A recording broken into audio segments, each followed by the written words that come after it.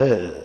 भद्रा एक मुहूर्त, भद्रा नक्षत्र मत कहो, भद्रा एक होती है, वो नक्षत्र नहीं है, वो घड़ी प्रमाण आती है, 2-2.5 दिन तक भद्रा रहती है। वह भद्रा एक बनती नक्षत्रों से है, लेकिन जैसे सिद्धि मुहूर्त बनता, अमृत मुहूर्त बनता, मृत्यु योग बनता, इसी प्रकार भद्रा एक बनती है। तो भद्रा के समय पर शुभ कार्यों के लिए निषेध किया जाता है। वो भद्रा 24 घंटे में कभी भी शुरू होती है, उसका पंचांग में लिखा रहता है इतने बजे से इतने बजे तक भद्रा होती है।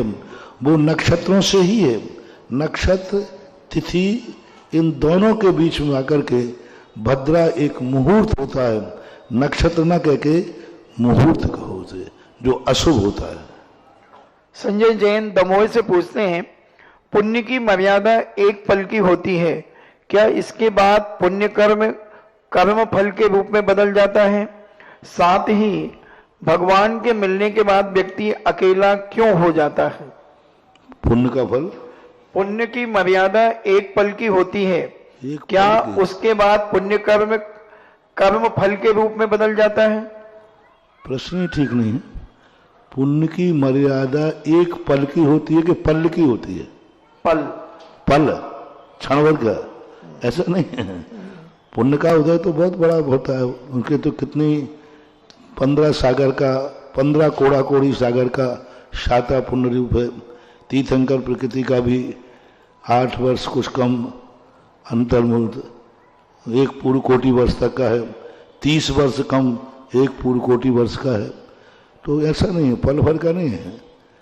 पुण्य का होता है, आपकी लोक में है कि भैया क्षण भर का पुण्य है, फिर बाद में तो क्षण भर का उजेला है, बाद में तो अंधेरी रात है, 4 दिन की चांदनी फिर अंधेरी रात, ऐसा बोलते ना, फिर अंधेरी रात, 4 दिन की चांदनी फिर अंधेरी रात। ये आपके यहाँ कहने में आता है कि अंधेरी रात, ऐसा नहीं है।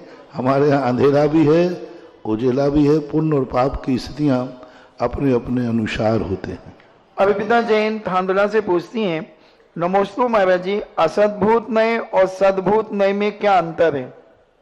असद्भूत नय और सद्भूत में 2 पृथक वस्तुओं में एकत्व स्थापित करने का नाम असद्भूत है, और एक ही वस्तु में किसी अपेक्षा से द्वैत स्थापित करना, भेद स्थापित करना सद्भूत कहलाता है। जैसे आत्मा और ज्ञान एक साथ है, कभी अलग थे नहीं, है नहीं, फिर भी गुण गुणी भेद करना, गुण गुणी का भेद करना, पर्याय पर्यायी का भेद करना, ये सद्भूत नहीं कहलाता है।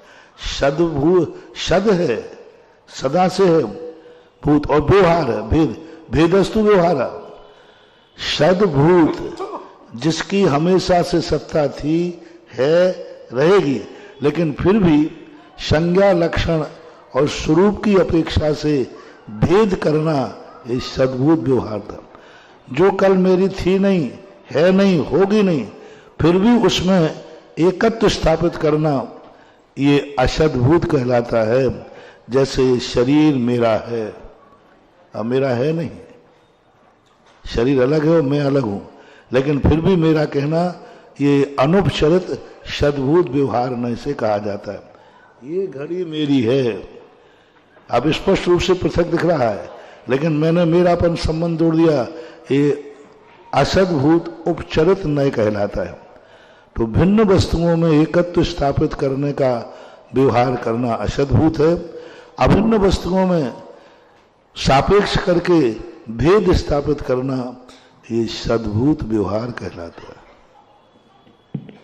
जिज्ञासा समाधान के लाइव सेशन में आप सभी का स्वागत है।